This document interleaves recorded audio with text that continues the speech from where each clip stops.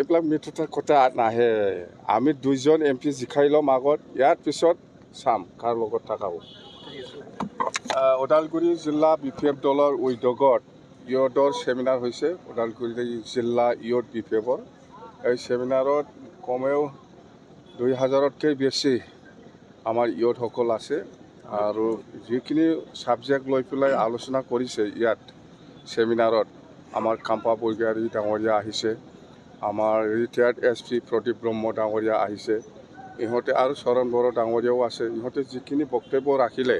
ইয়ুথসকলক যিখিনি কথা কৈ পেলাই এনকাৰেজ দিলে এইটো খুব ভাল কথা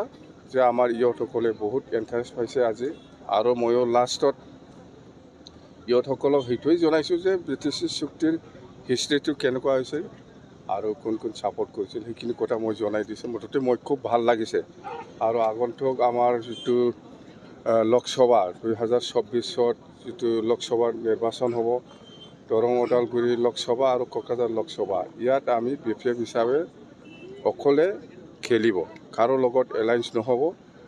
আৰু এইবাৰ আমি যদি দুইজন MP জিকাব পাৰে তেতিয়াহ'লে দিল্লীত একজন কেবিনেট মিনিষ্টাৰ পোৱাটো 100% কথা আৰু এইটো আমি চেষ্টা কৰি আছোঁ স্যাৰ বিজেপি চৰকাৰে আপোনাক বিচাৰি আছে MP ইলেকশ্যনৰ কাৰণে এই ক্ষেত্ৰত আপুনি কি কয় নাই এইটো মিডিয়াতহে কোনোবাই কৈছে কিন্তু এনেকুৱা আমাৰ দলৰ লগত ডাইৰেক্ট এনেকুৱা যোগাযোগ নাই হয়তো মিডিয়াত ময়ো কিবা কিবি ক'ব পাৰে সেইটো কিন্তু দলৰ লগত এনেকুৱা ডাইৰেক্ট যোগাযোগ কিবা হোৱা নাই এইটো ক'ব পাৰে কোৱা ডাঙৰ কথা নহয় কিন্তু আমাৰ উদ্দেশ্যটো হ'ল BPFে অকলে খেলিব দুইজন MP লৈ যাম দিল্লীত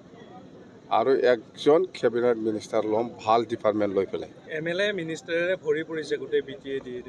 মই নাজানো এইটো আপোনালোকে দেখি আছে মইতো দেখা নাই আপোনালোকে বহুত আমাৰ BTC অঞ্চলত বহুত মিনিষ্টাৰ MLA সোমাই আছে বুলি কৈছে মই কাকো খাতিৰ নকৰোঁ মই আপচুটো আজি কথা নহয় মই বহুত দিনৰ পৰাই কৈ আছোঁ আপোনালোকেহে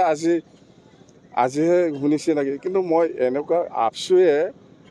BTC চুক্তিত ছাপোৰ্ট কৰা নাই ছাপোৰ্ট অফ লেটাৰ দিয়া নাই